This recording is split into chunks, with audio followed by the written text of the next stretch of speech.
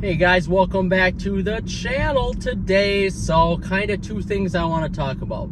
First being the major layoffs at the Chrysler headquarters in Detroit. So from what I've been hearing and reading, there's going to be some mass layoffs here at the internal level of Chrysler. So apparently Stellantis CEO Carlos Tavares actually came to the building and said that they needed some production plant managers from overseas to come into some of the production plants here in America to shore everything up, and he wanted to come here himself. And while doing that, he announced that there's going to be more layoffs to cut operation costs for Chrysler. This is ridiculous, guys. I love Dodge, Chrysler, Jeep, Ram. I've loved them ever since I was a kid. My first car was a Chrysler 200 back when I was 16. So for me to hear this, it's waving the white flag for us enthusiasts. And although enthusiasts aren't that large of a market, we still like our cars. And those vehicles for Chrysler and Dodge sold so well for so long. And essentially, Tavares is throwing the white flag up. And it sounds like there may not be a Dodge or Chrysler in the future. I will give them 5 years. I will give both companies 5 years. Whether Dodge absorbs Chrysler, Chrysler absorbs Dodge, I don't know what's going to happen. I truly don't. And while this video may seem a little contradictory as I'm driving my Chevy Volt right now, trust me, I'm a Mopar man through and through, always have been, always will be. I will follow that company until it dies, which, hey, maybe 5 years and then I don't have to follow them anymore. But it's crazy what he is doing to that company and how he is screwing everything up. Some of us thought FCA was bad. We really did. But it's even worse with Stellantis. Times were great with FCA. Dodge had a million different models. Chrysler had some cars on the lots. Ram was making great stuff. Jeep was putting out just classic vehicles left and right. And now we're dealing with vehicles that are overpriced. The build quality is what it is. I haven't had any issues with that, but they're overpriced. No more V8s. We've got a Hurricane Inline 6 that has yet to be proven reliable, and now all these cars aren't even made in America anymore. My girlfriend's, well, I should say our AMG GLE is more domestic than my Ram 1500. Most of the products in my Ram truck are from over the border. Canada, which is fine. Mexico, it's crazy. And now all these cars are being assembled overseas and being shipped here, or they are, made with parts from overseas and they're being shipped here. And it's like, is this company even American anymore? It's just frustrating. It's very frustrating to see a CEO who overestimated his arrogance, his pure arrogance, and now we're watching Chrysler and Dodge fail, epically fail. They couldn't even release a gas-powered Charger out first. They had to release the battery electric version. Who does that? Who does that in today's environment? Let's take a look at Hyundai and Kia for a second. Kia releases the Telluride. Years later, releases the EV9. That's the way to do it. Hyundai releases the regular Ioniq, then releases the electric Ioniq. That's the natural succession of vehicles. But now they're doing it ass backwards, and now we're stuck with products that we don't want because they're not what the buying demographic needs, and they're too damn expensive. The most expensive vehicle I've ever bought in my whole life was my Ram truck at a used price, a loaded Laramie with every option at $46,000. At the time, I thought, this is a lot of money, and this may be one of the more expensive vehicles I ever buy in my life. Well, now, in order to get into my Ram truck, if I want to buy it new, you're looking at, with all the same options, $82,000 to $83,000. Even used vehicles now are just astronomical from Stellantis. It's crazy. The bygone era of vehicles that are badged with Chrysler and being cheaper, reliable products are done. And when I say reliable, every Chrysler product that I've ever owned, I've had zero issues with. Or I should say zero, engine transmission issues, any powertrain issues. So we're stuck with foreign vehicles that are dwindling in our market because it's not what the American consumer wants. And now let's transition to this.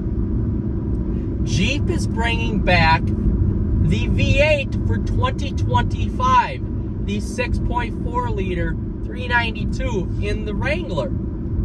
So what is up with that? Guys, we've seen it before with this company, with the Durango, with the Demon, where the company says, oh, we're not going to release it again, but then changes their mind because the sales were too good. Well, maybe bring back, and I get it, there's fees, there's fines, there's fines with some of the V8s. Maybe bring back some of those other 392 models for specific editions of vehicles and give us the option. So when we want a used car for working people like me who can't, I can afford a new car. Am I going to buy a new car? No, I don't want a huge payment. And the interest rates are bad. But now let's throw a 392 into our Jeep and resell it. And then let's do it through 2025. Let's not even throw it into any of our high sales products like the Challenger, the Charger, the Ram truck, Jeeps, Grand Cherokee L's, stuff like that. Let's throw it into the Wrangler, the last vehicle to receive a V8 from FCA or Chrysler or Stellantis. So now they're bringing it back after they said 2024 was the last hurrah, and then we're stuck with it. So Jeep essentially is losing the trust of all of their customer base, specifically the Wrangler customer base, by telling them that they weren't going to bring back the 392 engine, and now they're bringing it back. So this has been done before with the Durango and the Demon, but this is a typical Stellantis issue. How can we, as a consumer and people who have stock in the company, how can we trust their decisions? Because it seems like their decisions are being changed every single day.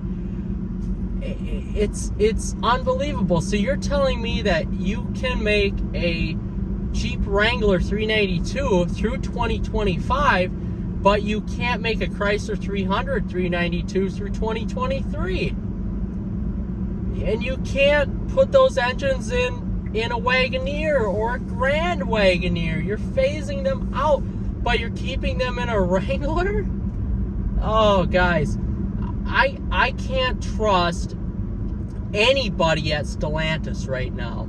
Now, that doesn't go for any of the CEOs of Dodge, of Chrysler, Jeep, or Ram. They're under the control of Carlos Tavares and that board of directors and that ownership group. So we can't necessarily blame the workers at Chrysler, Dodge, Jeep, Ram. What we can blame, though, is the manufacturer, the owner, the parent company, Stellantis.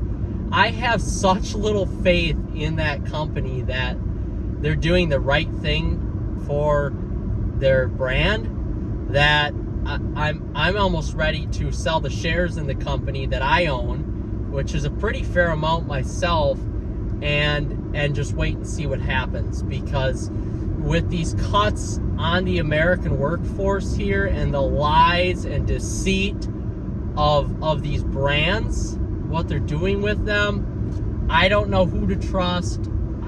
I don't know who to buy from. There just seems like there's no structure within the company right now.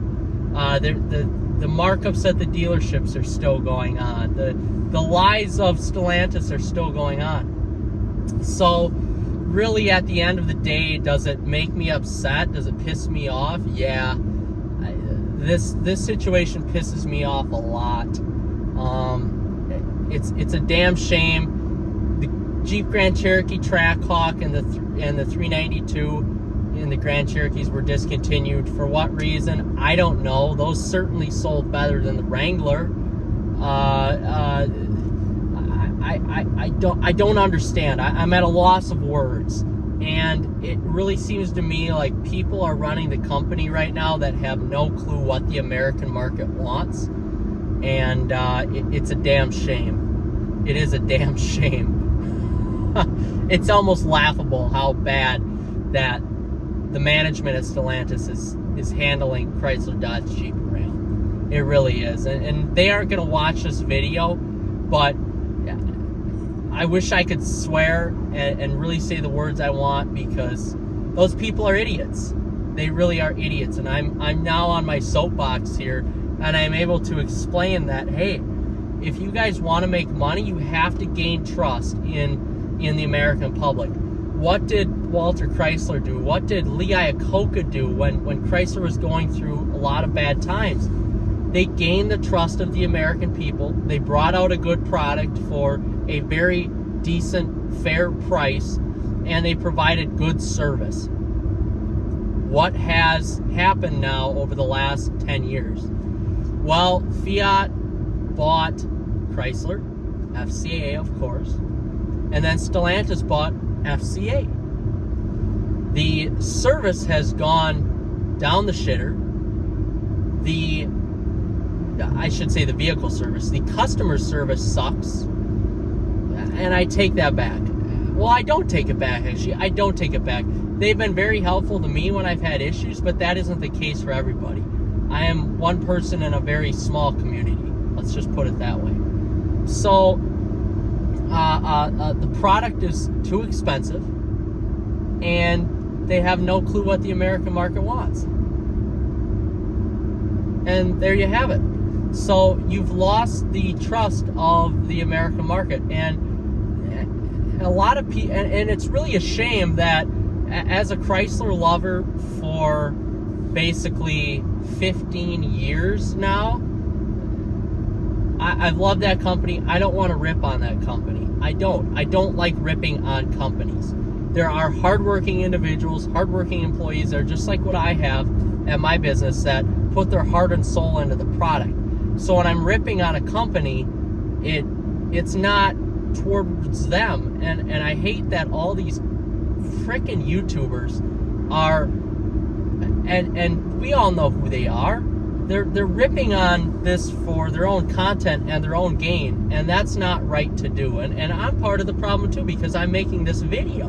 I'm making this video about a dog shit management at Stellantis. And it's really a shame, because they're hardworking people that put their souls into these cars, and now it's probably going to be going away.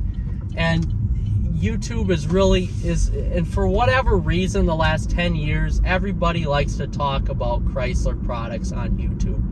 I don't know why it's such a hot topic, but everybody wants a Challenger, everybody wants a 300, everybody wants a Charger. And I'm guilty of it. I have a Challenger and a 300. So,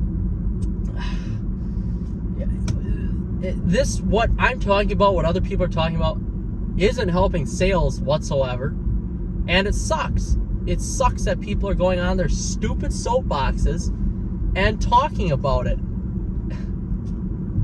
I mean, it's a shame. It's a freaking shame. So, where does that leave us? That leaves us with Stellantis and no trust in the company. I have no trust in them. They're full of lies.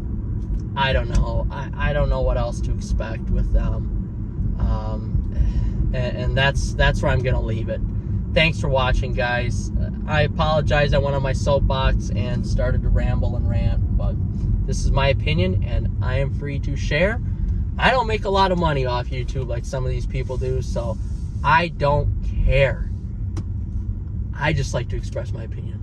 All right, guys. We'll see you in the next episode. Take care.